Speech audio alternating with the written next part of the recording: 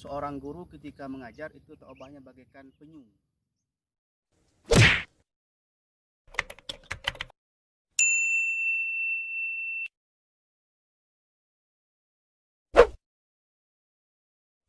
Man ana, man ana, man ana laulakum.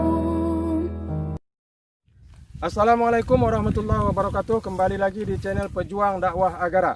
Hanya di channel ini kita akan membahas bagaimana perjuangan seorang dai untuk menyebarkan dakwah-dakwahnya di tengah-tengah masyarakat. Tapi sebelum kita lanjut, saya ingatkan kembali untuk yang belum subscribe, ayo subscribe, like, and comment, dan share. Oke sahabat pejuang dakwah dimanapun Anda berada, kali ini kita akan berbincang dakwah dengan seorang dai muda, tetapi jadwal dakwah beliau padat merayap. Kali ini telah hadir bersama kita Tengku Hadian Selian. Assalamualaikum Ustaz. Waalaikumsalam. Apa kabar? Alhamdulillah. Sebenarnya Ustaz, sejak kapan mulai berdakwah di Aceh Tenggara? Jadi saya berdakwah mulai tahun 2016 sampai sekarang, insya Allah selanjutnya dan sampai akhir hayat. Itu harapan. Kalau boleh tahu Ustaz, apa saja tantangan yang dihadapi dalam mengembangkan dakwah di Aceh Tenggara ini? Jadi setiap perjuangan itu pasti ada rintangan. Sehingga dikatakan oleh para ulama, tidak akan pernah berbuahkan kemanisan kalau tidak pernah diawali dengan kepahitan dalam berdakwah. Itu merupakan hal yang biasa. Yang penting yang sangat dibutuhkan oleh seorang dai itu adalah ikhlas berdakwah karena Allah SWT. Maka nalillah yastamir. Sesuatu yang karena Allah pasti akan berjalan lancar. Ustadz, sebenarnya kan dalam berdakwah ini kita perlu ilmu. Nah, tentunya kalau ilmu ini, jadi rata-rata pendakwah itu di Aceh Tenggara ini Ustadz lulusan pondok-pondok pesantren. Jadi apakah Ustadz juga adalah merupakan lulusan pondok pesantren ataupun ma'had? Ya, saya alumni pesantren. Berapa tahun Ustadz dan pesantren mana dimulai? Pada awalnya saya mondok di Ma'had Remah, Aceh Tenggara, Ratus Solehin. Berapa tahun Ustaz? Kira-kira 2 tahun. Kemudian selesai itu berangkat ke Ma'had Darussalam, kota Pematang Siantar. Itu Ma'had Darussalam. Itu selama berapa tahun Ustaz di sana? Kurang lebih 3 tahun. 3 tahun. Kemudian itu baru berangkat ke pesantren Istiqomatuddin Babul Mu'arif, Kabupaten Aceh Barat, Melabuh. Berarti Ustadz mondok terakhir 2016. Nah, dari 2016 selesai mondok pulang kampung. Apakah selesai mondok 2016 pulang kampung langsung memberikan dakwah-dakwah di tengah masyarakat atau bagaimana Ustaz? Di selesai mondok tahun 2016 langsung terjun ke masyarakat. Jadi mengajar majelis ta'lim di kampung-kampung. Karena memang pesan Kiai hari itu ketika saya mau pulang, pesan beliau jangan tinggalkan belajar. Kenapa demikian? Karena dengan belajar seseorang akan menjadi semakin tawadhu, semakin merendah diri. Kata Syekh Ahmad, seseorang yang merasa dirinya paling pintar, andaikan pada jam sekian, detik sekian, itulah dia yang pertama sekali menjadi orang yang jahil, bodoh. Adalah arti kata jangan tinggalkan belajar. Jadi beberapa Ustadz menggunakan beberapa metode dalam berdakwah. Ada yang dengan gimmick lucu, ada yang dengan gimmick atau body yang berputar-putar misalnya Ustadz. Kalau Ustadz ini metode dakwahnya bagaimana Ustadz? Jadi kalau kami dari pondok itu khusus cara berdakwahnya dengan mengajar majelis ta'lim, yaitu baca kitab, kemudian menjelaskan syarahannya. Jadi kalau andaikan ada jamaah yang tidak paham langsung bertanya. Jadi selama 2016 hingga saat ini, kemana saja sudah dakwah terjauh yang sudah dilakukan Ustaz? Waktu saya mondok di Melabuh pernah diundang ke Kabupaten Singkil, mondok yang paling jauh. Paling jauh.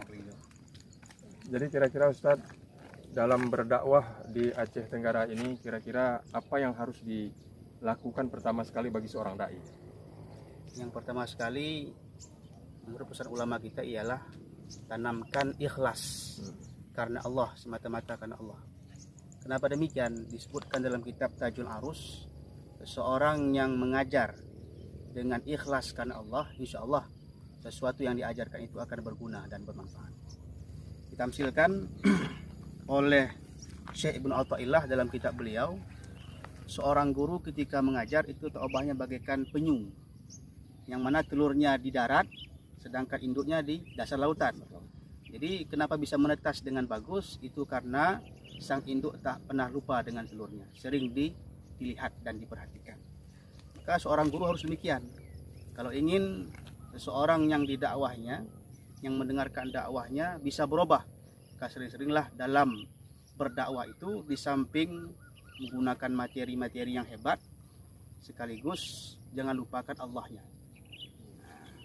Jadi selama di Aceh Tenggara ini Ustaz sudah beberapa desa yang sudah terjadwal pengajian. Kalau nggak salah ada 5 desa.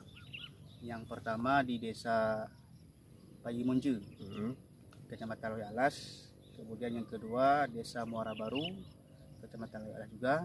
Kemudian di desa Stambul Jaya. Kemudian di desa Dalam Kukusan. Nah, jadi menjadi seorang dai Ustaz, kadang-kadang ada yang bercita-cita menjadi seorang tentara. Kemudian dengan perputaran proses waktu, kemudian mereka beralih profesi menjadi seorang dai. Jadi kalau Ustaz ini bagaimana? Apakah menjadi seorang pendakwah itu merupakan cita-cita sejak kecil? Ya, dari kecil, dari SD. Cita-cita menjadi seorang pendakwah. Sampai sekarang, bahkan insya Allah sampai wafatnya. Kalau boleh kami tahu Ustaz, model ataupun tokoh panutan dalam bidang dakwah ini siapa Ustaz? Kiai Haji Fatuhur Rahman.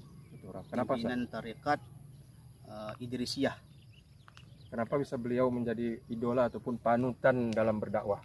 Karena beliau dalam berdakwah itu lembut.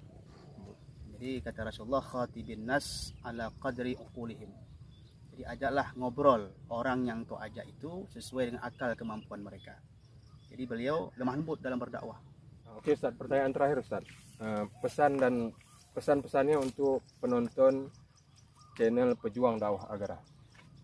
Pesannya, pergunakanlah waktu dengan semanfaat-manfaatnya, karena kata para ulama, intisari daripada adanya Al-Quran dan diutusnya Rasul ialah 1, karena untuk ilmu, dan 2, karena untuk amal. Artinya kalau bukan karena 2 ini, maka Al-Quran itu tidak ada, dan hadis ataupun Rasulullah tidak diutus. Maka untuk mendapatkan ilmu dan amal baik itu, tentunya kita hadiri orang-orang yang alim di bidang itu dan paham di bidang amal ibadah. Oke Ustaz, terima kasih telah mampir ke channel kami. Assalamualaikum warahmatullahi wabarakatuh. Mudah-mudahan sehat terus, sukses selalu. Demikian tadi bincang dakwah kita bersama Ustadz Tengku Hadian Selian. Mudah-mudahan apa yang beliau sampaikan dalam channel ini dan pendengar dimanapun berada, mudah-mudahan bermanfaat bagi kita semua.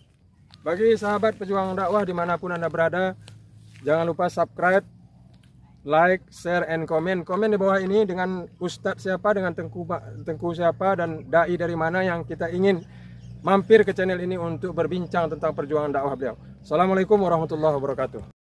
Man ana, man ana, man ana.